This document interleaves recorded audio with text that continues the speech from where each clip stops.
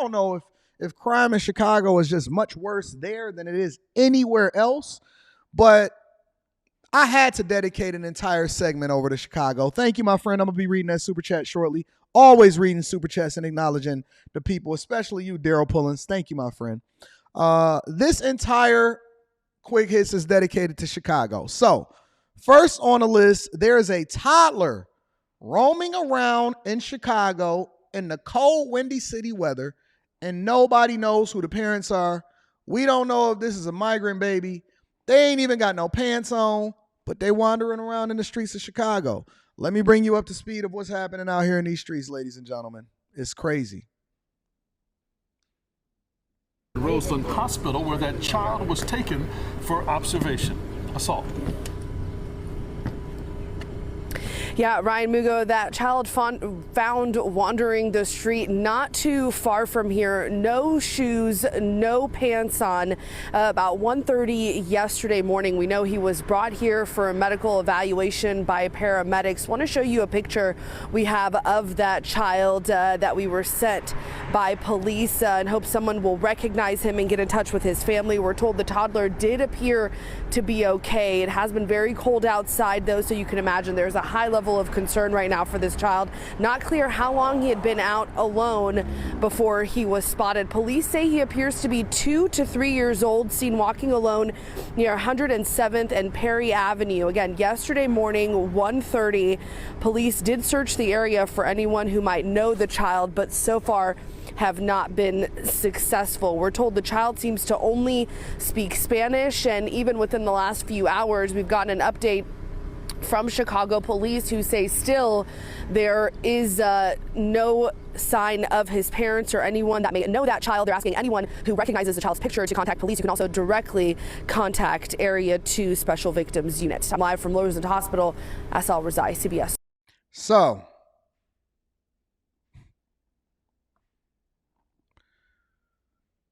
the child, let me just go ahead and get this off the screen really quickly. I'm sorry. The child only speaks Spanish. So there's one of your context clues. Let me say it again.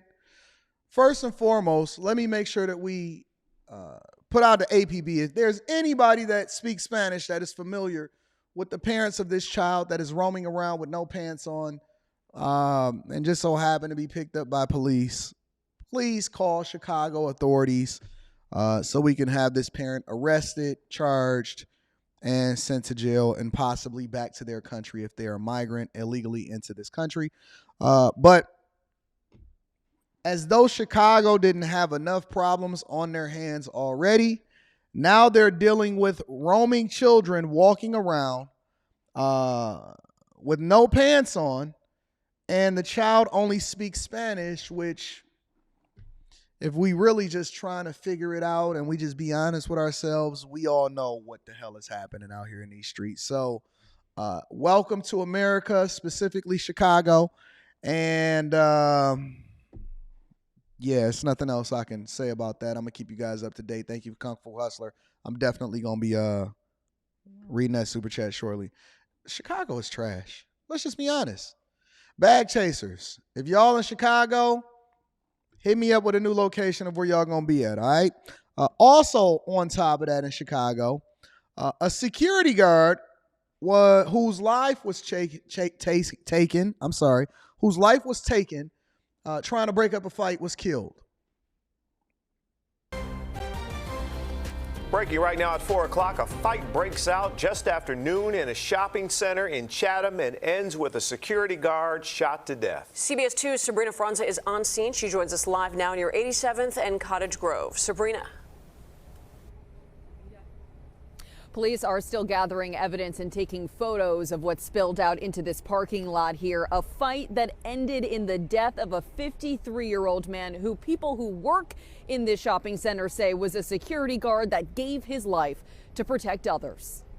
The security officer, he was known by many and very friendly, would say hello to us all the time before we started our shifts. And it's kind of sad knowing that we lost a really good person today.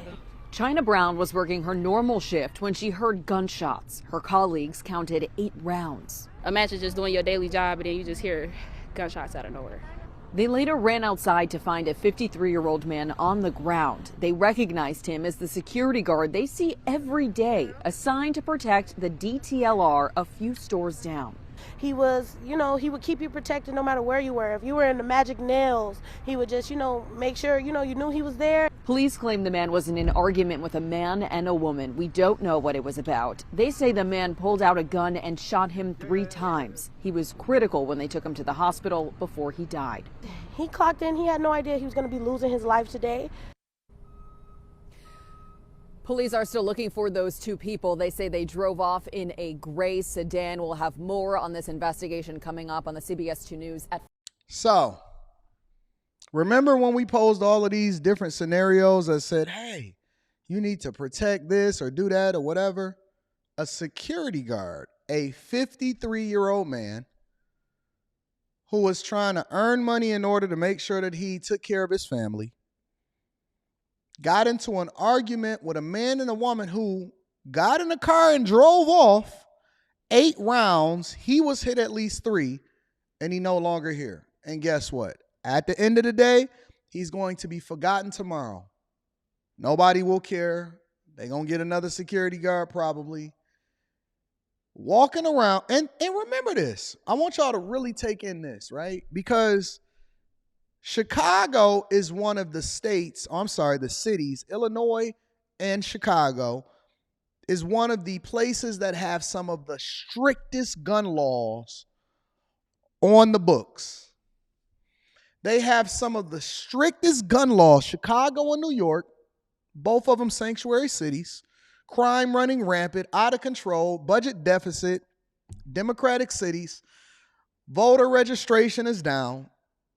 They have some of the strictest gun laws in the entire country. But the monsters got them. And you never know when a 53-year-old security guard is going to lose his life. Continuing on, ladies and gentlemen. Also, there's an alarm because carjackings are up in Chicago.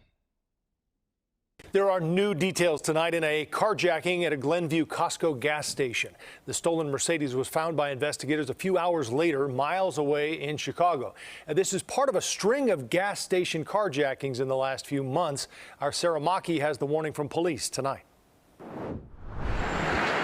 Left in an alley near Western and Irving Park Road, police circle a black Mercedes. The engine still running.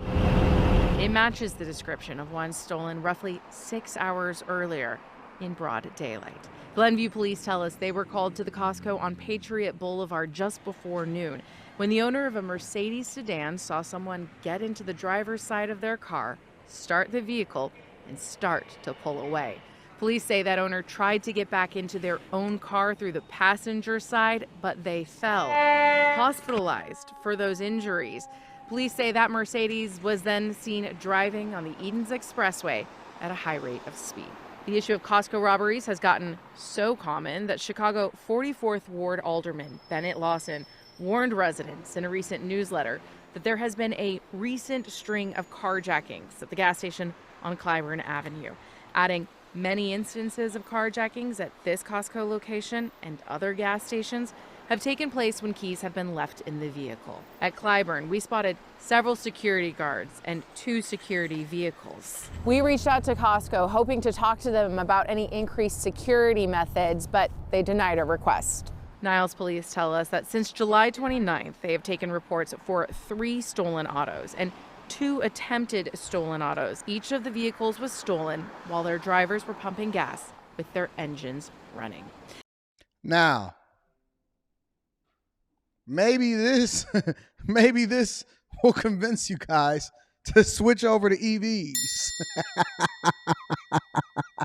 Maybe this, because I'm going to tell you, like, you hear of 0 EVs being stolen. I don't know if it's because they can't fence none of the engine parts and they can't strip it the same way and it's not a demand for it like maybe it is for gas cars. But I tell you what, you ain't going to be standing out there trying to figure out how to fill up your car waiting for people over in Chicago. Chicago needs to just become an all EV city, and maybe that'll help with the carjackings. I don't know. Listen, I'm willing to try anything at this point.